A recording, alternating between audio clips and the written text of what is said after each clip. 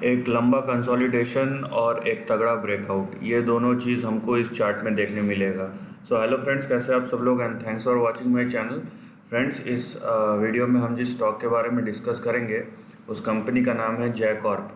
सो आप अगर इस जय कॉर्प का चार्ट देखिए, ये 2007 से 2020, ये 13 साल का ये वाला टाइम फ्रेम देखिए कि करेक्शन के बाद ये कम्प्लीटली कंसोलिडेशन पे चला गया है पिछले 10 साल में, राइट।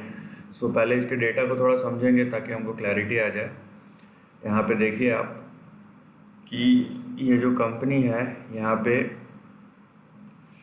जो इनका मैन्युफैक्चरिंग एक्टिविटी है, मतलब देखिए बैग्स बनाती है, मैच पैच बनाती है, staple fibre and geotextile, spun yarn production, मतलब इनकी जो फैक्ट्रीज है, जितनी भी आप छोटी मोटी हैंडलूम प्रोडक्ट्स हो गया, बैग्स हो गया, फाइबर रिलेटेड प्रोडक्ट्स हो गया, वो सब बनाती है।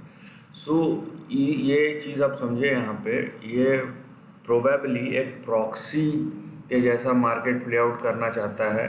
जो चीज़ हम शायद इंपोर्ट कर रहे हो उसको कम्प्लीटली रिप्लेस करने के लिए plastics and all that things, या तो रिप्लेस करें जो ऑलरेडी डोमेस्टिक प्रोडक्ट है उससे, या तो रिप्लेस करें जो हम प्रोडक्ट इंपोर्ट कर रहे हैं उससे। तो यहाँ पे एक ऑल्टरनेटिव प्ले है कि आप डिमांड रिप्लेसमेंट कर रहे हैं और नए डोमेस्टिक कंपनीज ढूंढ रहे हैं जो उस डिमांड को केटर कर सके। सो यहाँ पे आप देखिए 1600 करोड़ का मार्केट कैप है। यहाँ पे आपको प्रॉफिटेबिलिटी अब देखिए कि नेगेटिव प्रॉफिटेबिलिटी दिखेगा यहाँ पे, ठीक है। यहाँ बहुत कम प्रॉफिटेबिलिटी दिखेगा, सेल्स ग्रोथ भी नहीं है, डेट टू इक्विटी बहुत कम है, नियर टू मतलब पॉइंट्स में बहुत ही कम है डेट टू इक्विटी। तो यहाँ पे प्रॉफिटेबिलिटी आपको देखने का कोई मतलब नहीं है, ठीक है, क्योंकि ये केस टू केस सिचुएशन यहाँ पे इवॉल्व होता है। क्योंकि अगर डेट टू इक्विटी इतना कम है, सो यहाँ पे ये बिजनेस चल रहा है, ऐसा है। और प्रॉफिटेबिलिटी जब अचानक से मिलेगा, डिमांड बढ़ेगा, तो ये इस डिमांड को केटर करने के लिए भी तैयार है। सो इस तरीके से काम करता है। अब स्टॉक भी अगर देखेंगे, क्योंकि इनका प्रॉफिटेबिलिटी लो है, इसीलिए रिटर्न ऑन इक्विटी और आरओसी भी इतना लो है, तो इसीलिए आपका प्राइस बहुत हाई दिख रहा है, ठीक है। क्योंकि प्राइस जो है वो डेली चेंज होता है, मार्केट डिमांड एंड सप्लाई, लेकिन अर्निंग जो है वो डिपेंड करता है कंपनी के परफॉर्मेंस पे। सो यहाँ पे कंपनी का प्रॉफिटेबिलिटी लो है लेकिन प्राइस हाई है, इसीलिए जो आपका पी जो है वो भी हाई दिख रहा है यहाँ पे, राइट।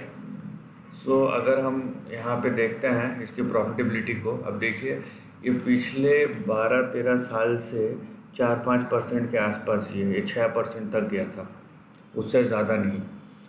अब यहाँ पे इसको अगर समझना है कि क्या ये 6% से ऊपर जा सकता है, तो इसके लिए आपको कंपनी को आने वाले क्वार्टर ऑन क्वार्टर तक ट्रैक करते रहना पड़ेगा, ठीक है। कुछ चीज़ें जो है पॉजिटिव है, जैसे एक तो हो गया कम डेट, दूसरा यहाँ पे देखिए डेटर डेज, मतलब जो इनका पैसा है, उधार का पैसा, वो पहले 84 डेज लगते थे आने में, अभी 38 डेज।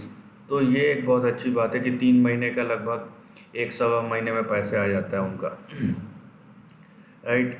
और वैसे ही जैसे इन्वेंट्री टर्नओवर, जो उनका इन्वेंट्री है वो कितना, नंबर जितना ज़्यादा होगा उतना अच्छा। तो यहाँ पे ऑन एन एवरेज इन्होंने 2 टाइम्स मेंटेन करके रखा है।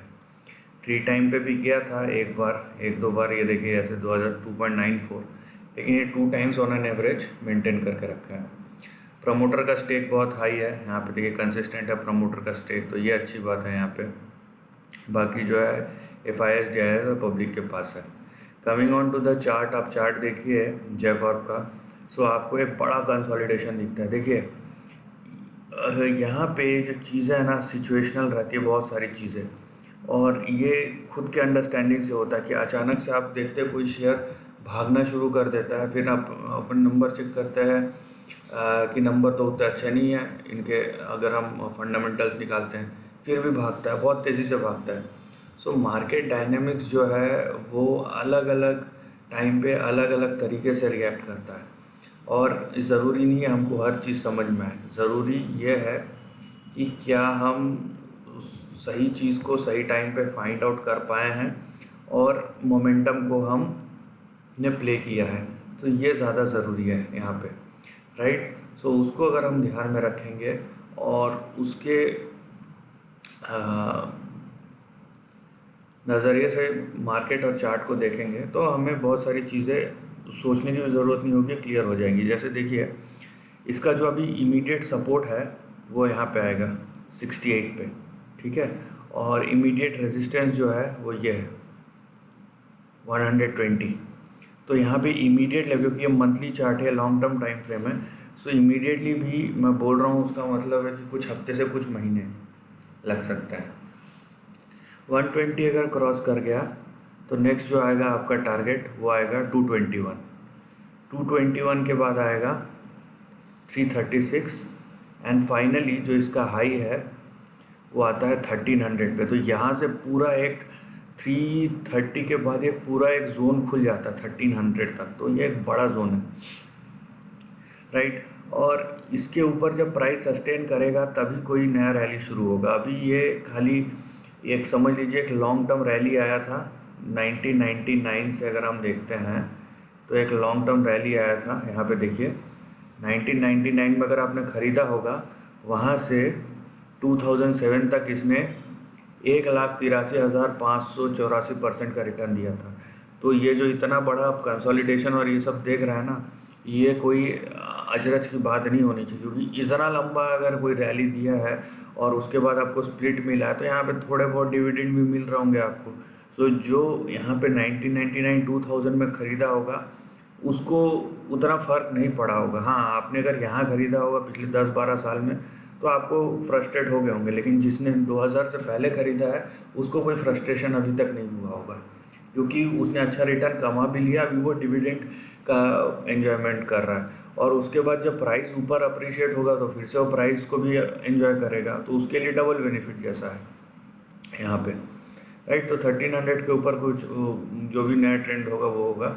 अभी देखिए यहाँ पे 68 के नीचे अगर जाता है तो नेक्स्ट आपका सपोर्ट आएगा 46 एंड आफ्टर दैट आपका जो सपोर्ट आएगा 36। तो हमको ये पूरा एक सपोर्ट एंड रेजिस्टेंस का पूरा समझ में आ गया है और यहाँ पे दिख रहा है कि कहाँ कहाँ अपना सपोर्ट एंड रेजिस्टेंस है। तो सिंपल सा चार्ट है, कंसोलिडेटेड है, trading strong trading up move दिख रहा है और हमको बस सपोर्ट एंड रेजिस्टेंस फॉलो करना है। रेस्ट जहाँ पे मोमेंटम ले जाता है उधर प्ले कीजिए और ज़्यादा अननेसेसरी दिमाग ना लगा के जो चार्ट बता रहा है प्राइस को फॉलो कीजिए, लेकिन डिसिप्लिन के साथ। This is the end of the video दोस्तों। वीडियो पसंद आए तो लाइक और शेयर कीजिए, थॉट्स कमेंट सेक्शन में लिख के बताइए और ऐसे ही नए कंटेंट के लिए चैनल को प्लीज़ सब्सक्राइब कीजिए। Lastly, take care of your family and friends.